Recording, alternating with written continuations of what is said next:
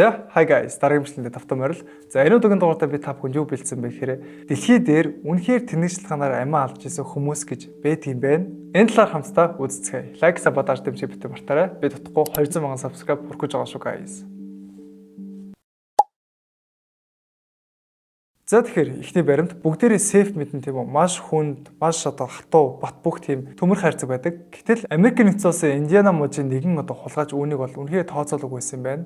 Тэр хулгайч болохоор нэгэн 90 гаражинд бол нэвтэрж ороод хулгай хийж явж байгаад нэгэн сейфийг олсон юм байна. Жин нь болохоор 400 гаруй килограмм. Тэрхүү сейфийг болохоор демократ дээр бол өргөцсөн байдалтай бол байж исэн юм байна. Хулгайч тэрхүү сейфийг өргөж хулгайлах гэж оролдох үед яасан бэ гэхээр демократ гулсаж 400 кг жинтэй сейф өөрийнх нь дээр нь унсан юм байна. Эзэн гэртээ ирэх мөчөд хулгайч сейфийн доор дарагдсан байдалтайгаар нас барчсан түүнийг угтсан юм байна. Гэхдээ хамгийн харамсалтай нь юу гэж хулгайлж исэн сейфийн дотор ямар ч мөнгө, төгрөг, эд материалын зүйл байхгүй хов хоосон сейф тэрхүү хулгайч хулгайлсан юм байна.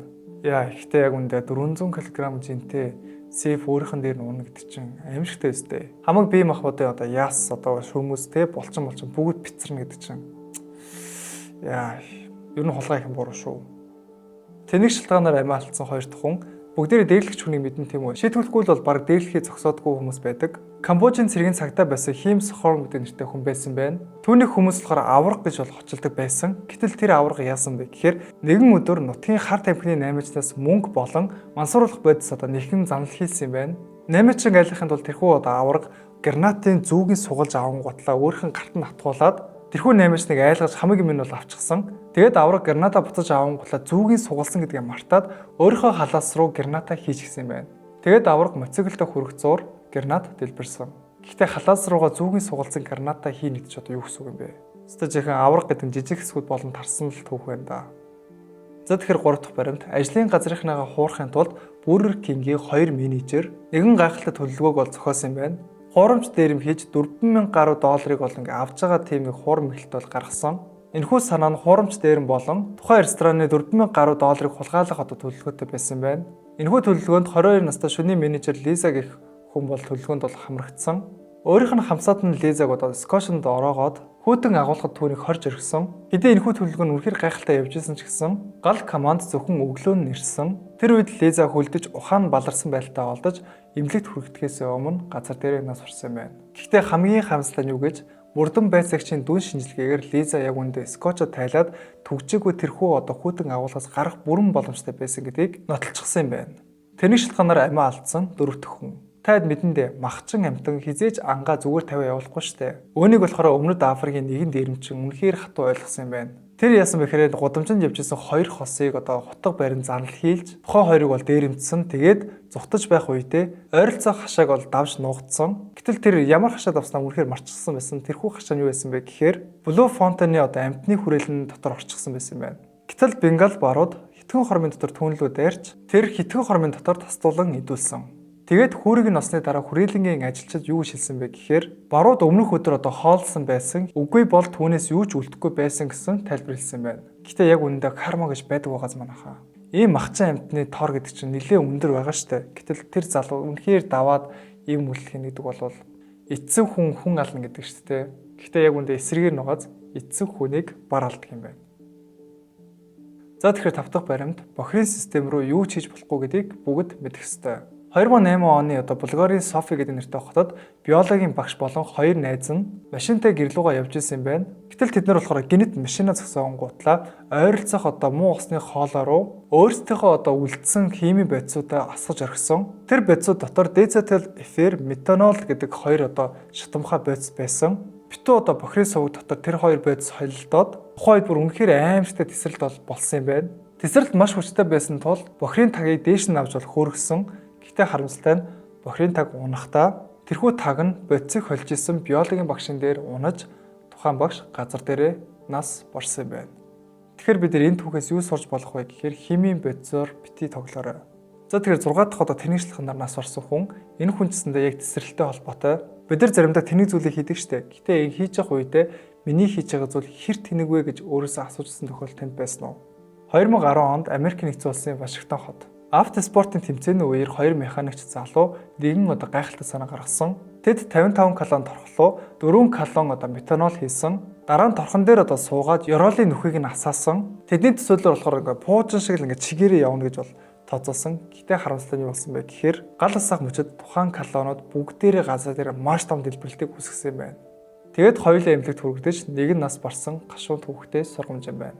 Бид заримдаа кино манууд дээрс хардсан шүү дээ. Одоо ингээл солиот аччихсан тэрийг дэлбэрэх үед амар хүчтэй пуужин шиг явдаг шүү дээ. Гэтэ энэхүү уран зохиолын кино болон хүүхдийн кинонууд яг үндэ бодит тэмдэглэл биш гэдэг бид нар өдөр тутамдаа ерөнхийдөө санах хэрэгтэй байхаа тий.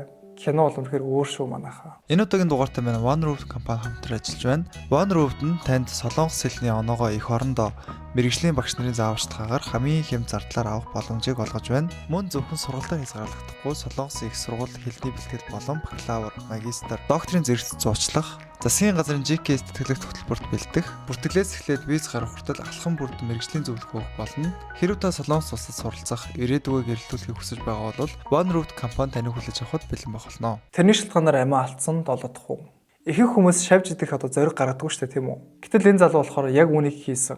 2010 оны Австралийн Сидней хотод Сим хэмээх залуу нэгэн үдшилтэд өргөдөж орсон юм байна. Ширээн дээгүүр болохоор нэгэн шавж гүйж мөлхчихсэн. Тэр үед болохоор найзууд нь энэхүү шавжийг идэх чам зориг байна уу гэж түүнийг сумлах үед Сим болохоор юу ч бодлохгүй шүү идчихсэн юм байна.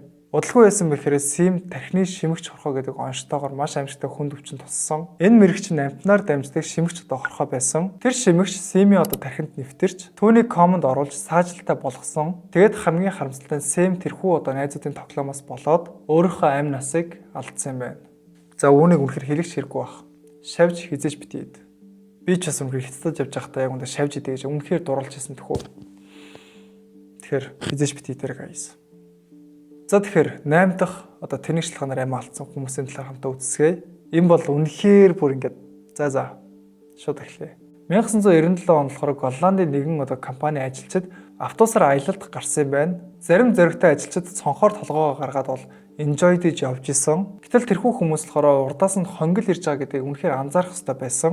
Хонгил ойртох мөчөд бүгд сэрэмжтэй байсан ч гэсэн хоёр хүний толгой цохиусын хэвээр үлдсэн. Тэрхүү хоёр ирийн толгой хүчтэй цохиулж хүзүүнд хугарч газар дээрээ нас урсан юм байна. Яа, ийм зүйл тохиолдох юм бол яаж аялалд гарсан гэж өөртөө хэлэх юм бэ? Аялал биш амар гашуун түүх болон үлдсэн юм ба шүү дээ. За 9 дахь баримт энэ бүр үнэхээр галзуу. 1999 онд Камбожид олон жилийн дайны дараа тус улсад дэлбэрээгүй зэвсэг хаягдсан байсан юм байна.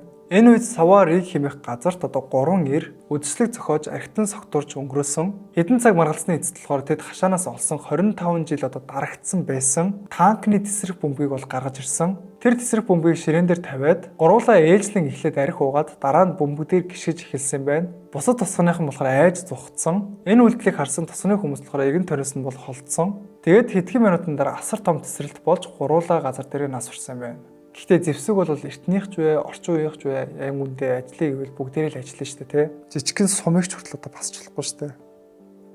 За 10 дахь тэрийн шалтгаанаар амиа алдсан хүний талаар үзцгээе. Зарим хүн ёс суртахууны хачиргалтай зан чанартай байдаг тийм үү?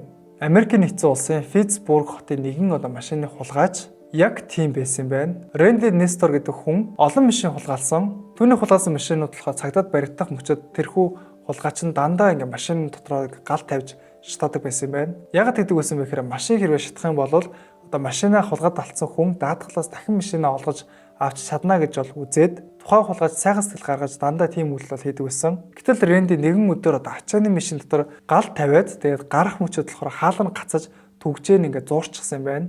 Тэр өдөр Рэндигийн сүүлийн хулгай болж Рэнди машинаас гарч чадалгүйгээр газар дээрээ шатаж нас урсан юм байна. Тэгэхээр өөрийнх нь сайхан сэтгэл тэнэглэлийн золиос болсон гэсэн үг үү? За тэгэхээр 11 дахь баримт тэнгүүд цахилгааны утас руу еврейхийг гал руу төгтөг гэдэг үг байдаг гинэ.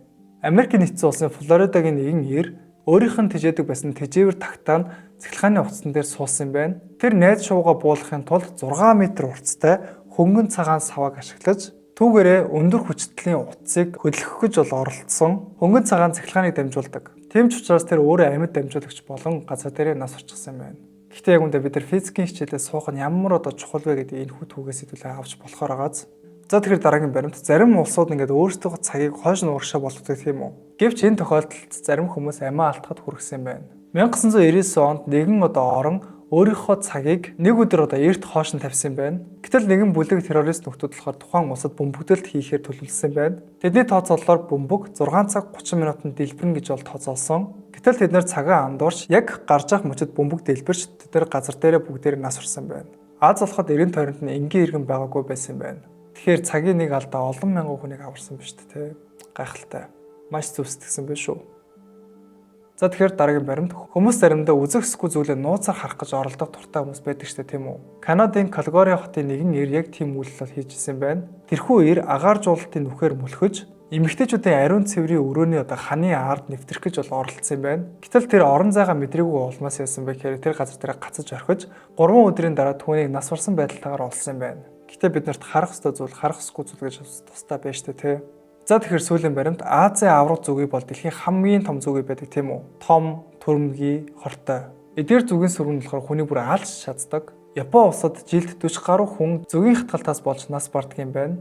Гэтэл хэдтэй нэгэн ир болохоор тэр авраг зүгэний үүрийг бүр шидэж ингээд тоглосон юм байна. Хэдий ингээд тэр ир болохоор хамгаалтын хувцастай байсан ч гэсэндээ зүгийнүүд болохоор хамгаалтын хувцсыг нэвтэрч хатгаж тэр үед биеэр нь маш их хэмжээний хор бол орсон юм байна. Хэдий тэр хүн нас барсан үгүй нь бол мэддэггүй ч гэсэндээ тэр хүнийг илүү хамгаалалтын хувцастай байх ёстой байсан гэж бол хүмүүс комментс дээр хэлсэн юм байна.